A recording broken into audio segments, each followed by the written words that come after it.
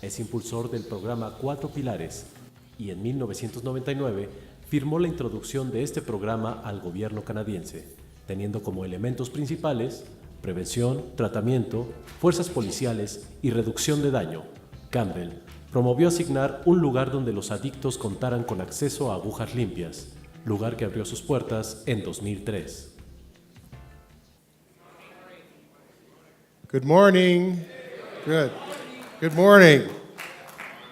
And thank you so much for inviting me from the cold, frosty climes of Canada to your beautiful country of Mexico. In fact, in the last 7 weeks, I spent 3 weeks in Mexico and 2 weeks in El Salvador. So I'm thinking of learning Spanish and staying here full time. My name is Larry Campbell, and I'm a reformed drug warrior. My life has been one of adventure and sometimes mystery. I started out as a hand riveter in a boxcar plant in Hamilton, Ontario. I became a Mountie in '69. I went on a drug squad in '73, worked street crew, undercover. As you can see from my picture here, I'm still undercover. That's what I really look like, and I'm undercover with this look. I left the drug squad and became the Vancouver coroner. I ended up as the chief coroner for the province of British Columbia. I then ran for mayor and became mayor of Vancouver, and then was appointed to the Senate of Canada. This is a biography of a person who simply cannot hold a job.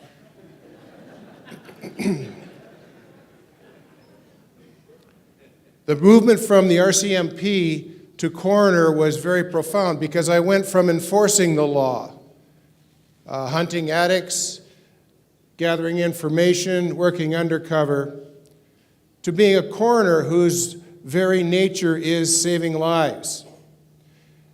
And while it took me a while to move over to that final step of realizing that drugs are here, they're not going away, and the way that we're dealing with them is very costly from all aspects of life. I learned more than probably anything from Donald McPherson, who you heard yesterday, and from Philip Owen, the mayor of Vancouver. Vancouver is a beautiful city, #1 in the world most of the time. But in Vancouver, we allowed a portion of our city to get out of control. We gave up on citizens in our city. We said, if you're living down in this area, which became known as the downtown east side, you can do things that we would never allow anywhere else in our city. I let them down as coroner. Politicians let them down as civic governance. The police let them down. Everybody let them down. And then one day, Philip Owen walked through the downtown east side and took a look and thought, what the hell has happened to my city? And he took action. Because in that area, old people were afraid to leave their houses, and they were poor. People who were with pensions couldn't leave their houses. The handicapped couldn't leave their houses. And oh, by the way, just to add it all up, in the 70s, we got this great idea that we will shut down all of our mental institutions. And we will promise those people that we will help you. We will put you into our communities, and we will give you assistance. We gave them a ticket and some medications, and we sent them to Vancouver, and they got on a bus, and they stayed there. So they were being preyed upon.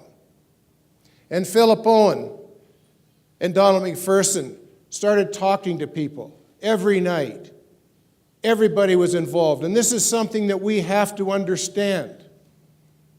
If you're going to talk about drugs and you're going to talk about dealing with them, you have to talk about inclusion. You have to talk about the people who use the drugs, the families who are affected by the people who use the drugs, the police who were put out there to enforce the drugs. Everybody is allowed, and everybody gets a say.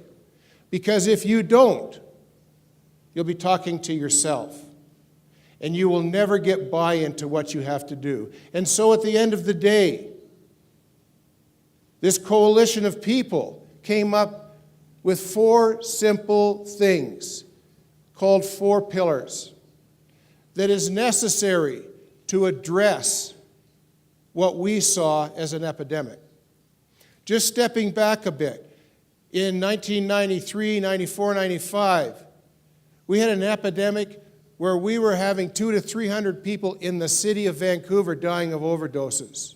Somebody spoke here about purity. When I was working drug squad, if you got a 15% pure cap, you had a good cap of heroin. It was coming out at 100%. They weren't even cutting it. I would go to scenes, I would find 2 people laying on the floor. The needles were still in their arms. This is the epidemic that we faced. And so through all of this, we said we've got to address this. And so the first pillar was harm reduction. And Vancouver's had harm reduction for a long time. Our former premier, former mayor, started needle exchanges in 1979. People were horrified in Canada. Oh my God. You give out needles, they're going to be junkies. It's like flies cause garbage. It's the same analogy. But we continued on with that. So harm reduction had to be there. We had to recognize that we've got to keep people alive. We have a responsibility to everybody. We have to keep them alive. And so we had condoms being held out. We had handed out. I've got to be careful with that term. When I was running for mayor, I was in a church with a bunch of old ladies, and one of the difficulties in Vancouver was we had leaky condominiums.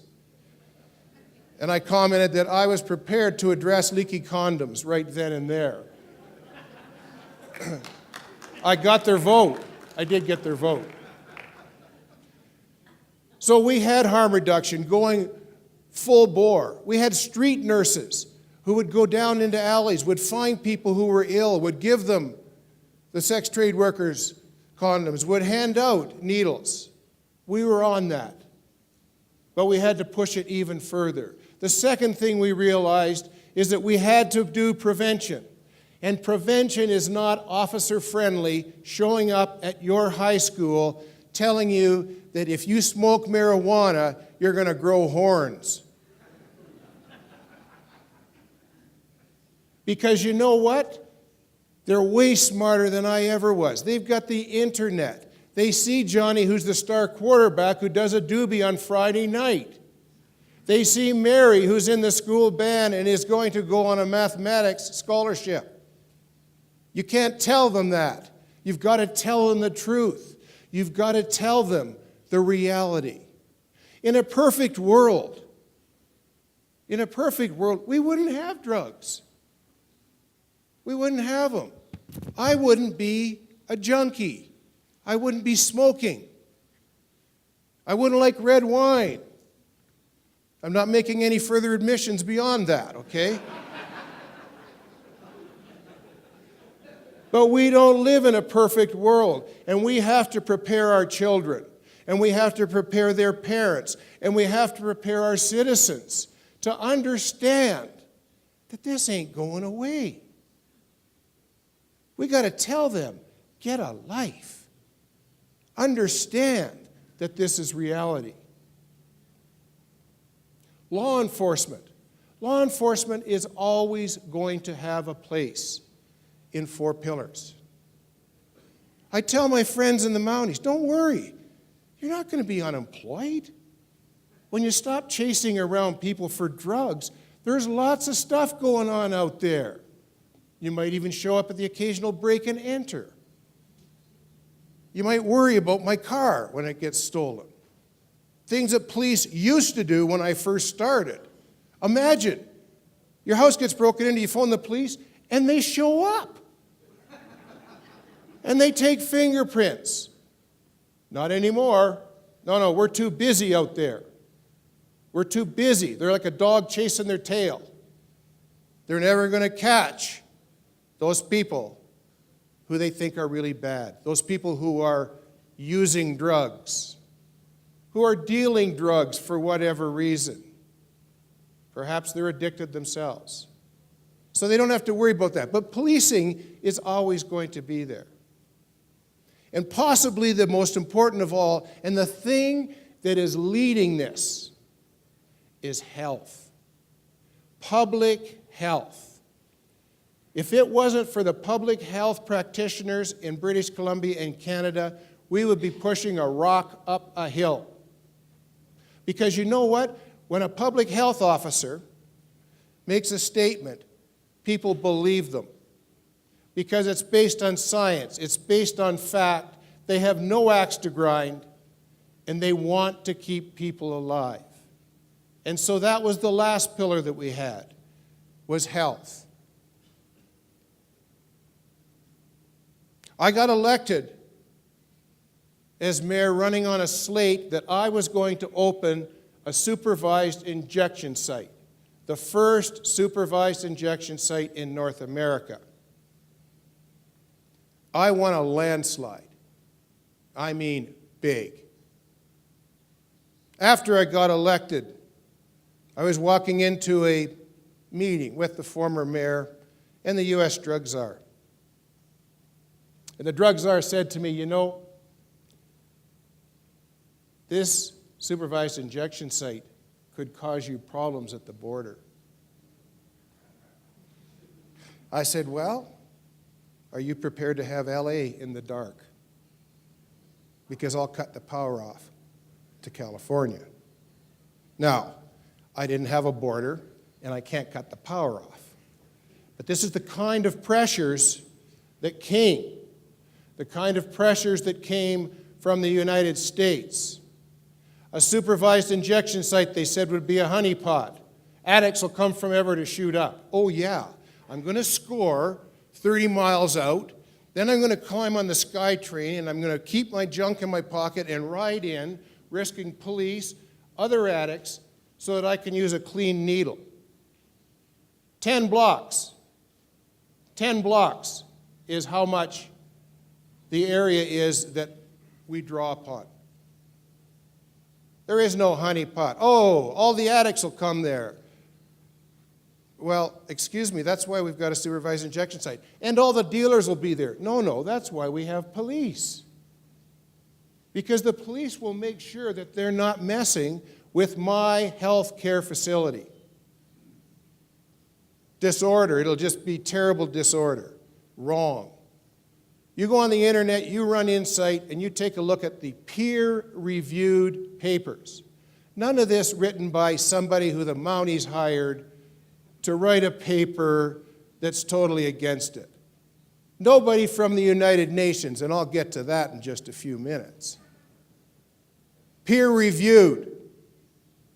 Not one single paper negative. More importantly, 600 to 1,000 times 365 times 7 years. Not a single person died. Not one. We had overdoses. Certainly we had overdoses. But you know what? We had health care there. We had nurses. I guarantee you that if those people that we had to call an ambulance for were in the alleys where they normally would be shooting up, they would be dead. Now, of course, since they're not dead, my critics say, well, you don't know. You can't prove that. For 20 years, I did nothing but investigate death. I think I know when somebody would have died, and they didn't die. This whole notion that somehow we can control this is crazy. In my province, one province in Canada, $7 billion in marijuana. We got the best. It's the best. 7 million. Imagine if you blew a $7 million hole in your economy. Big problems. Imagine if in areas of your province 1 in 3 people were involved. I'm not talking about, growing. I'm talking about they do the electrical for you, they do the trimming. I don't know what trimming is, but I've heard about that. They do the fertilizer. $7 billion. All I want to do, I just want to control it, I want to regulate it, and I want to tax the living hell out of it. and I want to put it straight into health care, and preferably a third of it into what we call addictions. What's the harm here? Nobody's ever died of marijuana. Now, I'm the first to admit that if I could get rid of all drugs, we'd be perfect. I do not tell young people to smoke marijuana. I don't tell them to smoke cigarettes. I don't tell them to drink alcohol. In fact, I tell them don't do it. As a coroner, I told them don't do it. But I know that a certain percentage are going to do it. And if they're going to do it, I want to make damn sure that they don't kill themselves. So I don't want you smoking marijuana and driving. I don't want you drinking and driving. The smoking, like I do, will take care of itself. I'm the biggest pariah walking. You know, when you're standing outside an emergency room having a cigarette, there's a guy beside you that's smoking in a trach. You know you should start seriously considering quitting smoking. On the issue of gangs, you know, there's gangs and then there's gangs. Like there's the mafia and there's like Hell's Angels. And then we got, that Donald showed you on the screen, we got what I refer to as a bunch of psychopaths that did not play with each other in school and all got together when they got out. The United Nations is an example. These are a bunch of whack jobs, okay? The narcos are not whack jobs. The narcos are long established, regional, family-oriented gangs. These are going to be tough to take care of. One gentleman yesterday suggested they sort of pick the top one and take them out. And you know what? I'd never heard that before. I still don't know if I agree with it, but I am going to get his book and I'm going to read more up on it. My concerns is that if I take the top out, I formed a vacuum. Number 2 is moving up, and some group of dirtballs like the United Nations are going to come in the bottom. But I don't know, and I'm prepared to take a look at that. But I do know this, that if we find ourselves in a situation where we ignore human rights, where we ignore our Constitution, where we ignore our moral values, we are just as bad as they are. And therefore, prohibition has turned us into animals, has turned us into the very thing that we say we don't like. And that breaks my heart.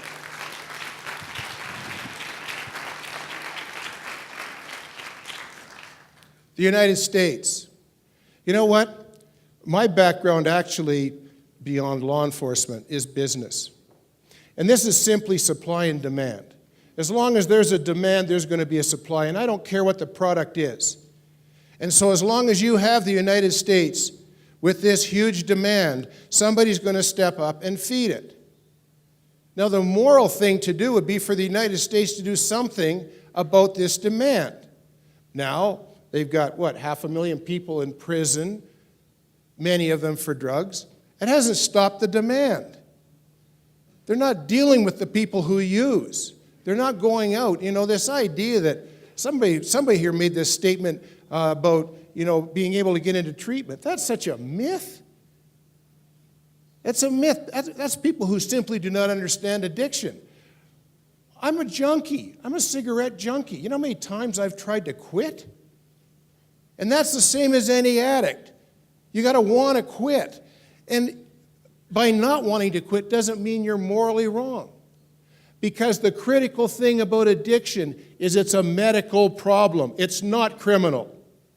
An addiction is would you say that eating disorder is a criminal disorder? No, but it's an addiction. It's recognized. And so let's get by this. Let's call it what it is. It's a medical problem, and we need to deal with it. And so the United States has to deal with it. Has anybody once during these primaries heard the word drugs even mentioned? Never. People are dying. People are going to prison. Your economy's in the tank. All of this could change by simply recognizing what's going on in this drug world. Hasn't mentioned once. And you know what? I don't believe it's dynamite. I got elected on it. I'm no genius. The biggest problem with politicians, first of all, they don't know what reality is. And secondly, if they did, they'd lie about it.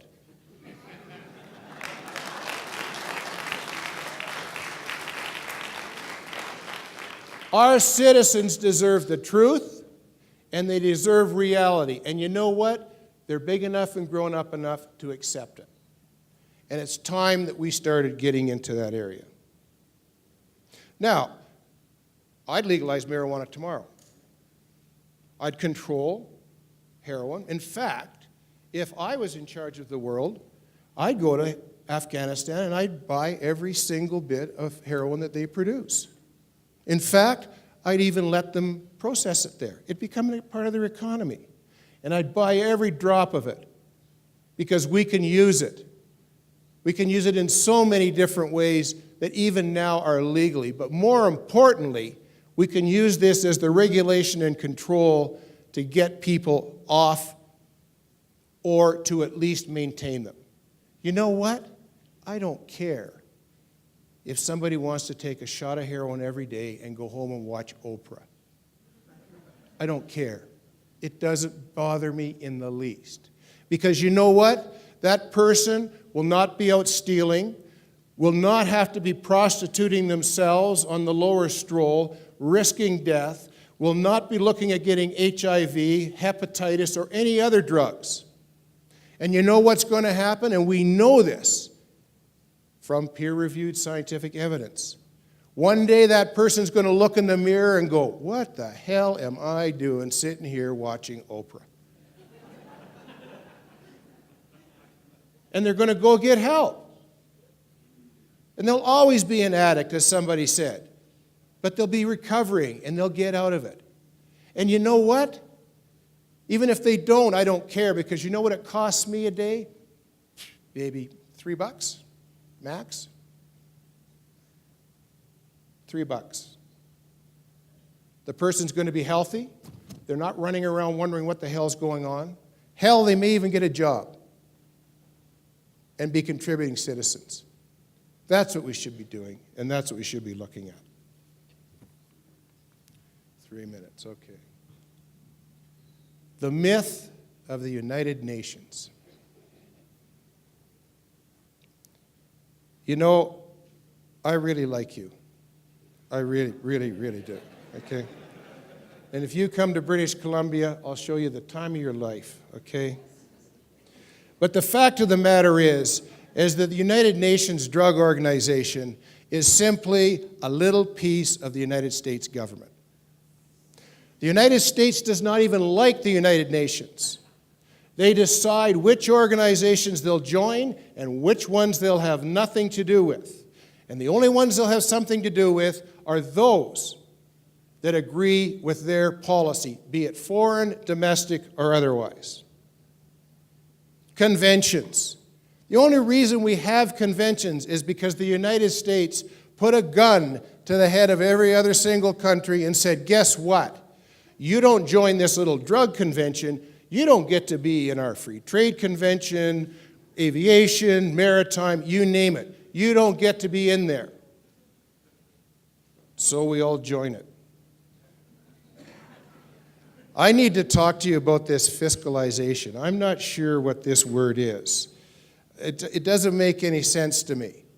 The fact of the matter is that I don't think the United Nations has a role to play in drugs. I don't think that they're anybody that you especially believe. I'm not sure about their statistics, although we certainly use them all the time. You're a cigarette addict, right? And so am I. We'll smoke together. We're going to have a good time. Do you like red wine? You like your red wine? I'll have him turned in 24 hours.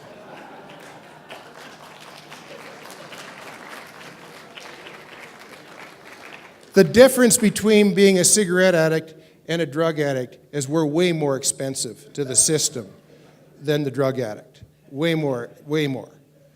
And we know that, and we're going to quit, you and I. I'm going to end with this little UN story. I first met the head of the UN, who just retired, I believe, when he first started. I was at a meeting, and he was ranting and raving about marijuana, and oh God, we're going to hell in a handbasket, and everybody politely applauded. So afterwards, we're all standing around drinking a glass of red wine, and I said to him, "Why are you so against marijuana?" And he said to me, "Because they put the oil on spaghetti." He's Italian. I'm thinking, okay. I said, "I don't understand this." And a woman who was standing there said, "I think he's talking about hemp oil." And he said, "It's all marijuana." Thank you.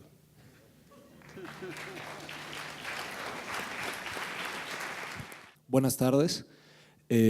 Como vamos a proceder a las preguntas y respuestas, primero voy a hacer un par de preguntas generales para los tres ponentes y después les pediría que contestaran las preguntas que hayan escogido entre las que les llegaron directamente. La primera pregunta, y que salió entre algunas de las preguntas del público, es ¿qué determina la prevalencia del consumo de drogas en la sociedad? Se mostraron gráficas de diferentes ciudades y de diferentes países. En todas hay esquemas de prohibición parecidos, pero en diferentes momentos hay más o menor consumo de drogas. Entonces, si no es la prohibición, ¿qué es lo que determina cuánto se consume? La segunda pregunta es, en las decisiones que toman las personas sobre consumir o no consumir drogas, ¿qué papel juega la información pública? Larry, un poco de broma, dijo: la prevención no se trata de que vaya un oficial de la policía a un salón de clases y diga la marihuana hará que te salgan cuernos, pero ¿qué información sí hace que la gente cambie las decisiones que toma con respecto a las drogas? En particular se mencionó, digamos como un ejemplo, la caída en el consumo de crack como una decisión tomada en comunidades a partir de información que proveía la misma sociedad y no necesariamente información que proveía el gobierno. Entonces, si quieren, empezamos con Alex y vamos en el mismo orden, y después con las preguntas que les hayan llegado en papel también las contestamos en el mismo orden. Gracias. Thank you. With regards to the educating, I think perhaps the more powerful portion of the educating is helping teachers be aware of the kids that are going to be at risk before they actually go on to that. And nobody really can see that better than a teacher. They spend more time with these kids than anyone else while they're growing up. And it could be autism, it could be a bad home environment, it could be any peer pressure, it could be any number of things. And so we spend a considerable amount of time talking to the teachers and identifying. And I think that one of the reasons why there appears to be such a low return on the information is that it's not targeted.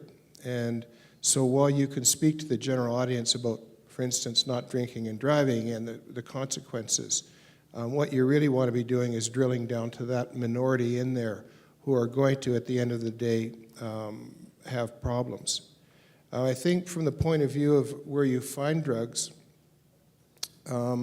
certainly in Vancouver, while it was the most economically depressed area in the city, the reason why people gravitated there was because they had acceptance and because this neighborhood had a heart and because they were used to dealing with people with mental illness, people who had retired and fallen onto hard times. They actually took care of each other. The thing that I found most interesting is when we saw this real spike in deaths during the 93, 94, 95, is out of the woodwork came this whole hidden group of people who were addicted. And these were from the affluent area. And we would never see them because they could in fact afford heroin. They could afford to buy it off the street and use clean needles and all the rest. But as with everyone, they're not immune to the quality of it. And therefore, we saw the fact that they were dying, and we had no idea. We would be going into houses that, if you ever told me that this was the house of an addict, I would never have believed you. So I think that, it's difficult to decide where exactly in the community they are until you start to see a variable change that actually triggers events that make a difference. There's only 1:45 left, so categorically I will not be running for president of Mexico. That's question number one. Question number two was the four pillars. Harm reduction and prevention, I guess I stressed more than certainly enforcement, which I did talk about, and health with the public health.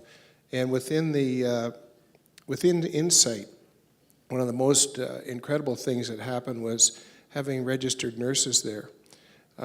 Studies showed that it cut down dramatically on the number of people going to the emergency ward because you could treat abscesses, you could treat colds, scrapes, cuts, right there in insight, and it made a huge difference in the use of health resources.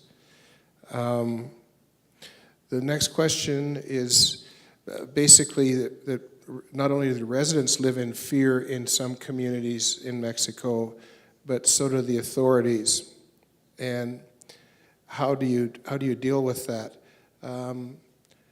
And interesting enough, someone else mentioned the natural Mexican resiliency and resources. And I think that's really the answer. It's trite to say, just take back your community. But in effect, that's exactly what you have to do. You have to support the police. The police have to be honorable. They have to be honest. But in fact, it's the citizens that are the most important and are the ones that can do the most to take back their community. And that is 0, 0, 0.